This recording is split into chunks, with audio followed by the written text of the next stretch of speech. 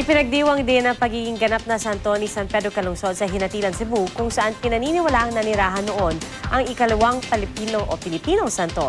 Nakiisa rin sa pagdiriwang ang mga sinasabing kaanak ni Calungsod. Balita hatid ni Mark Bautista ng GMA Cebu. 40 sasakyang pandagat ang sumama sa fluvial procession, kabilang ng barkong lula ng imahe ng San Pedro Calungsod. Ang mga residente nag-abang sa may coastal area. Pagdating sa Municipal Millennium Park, sinalubong ang santo ng daan-daang deboto bago ihinatid sa St. Gregory the Great Parish Church para sa isang misa.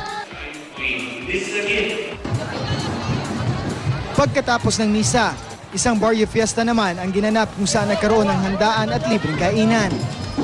Masaya ring inabangan ng mga taga-Hinatilan ang live coverage ng canonization. Ipinalabas ang pagsasadula sa buhay ng ikalawang santong Pilipino. Nag-alay rin ng dasal sa harap ng monumento ng santo kasama ang mga sinasabing kaanak niya.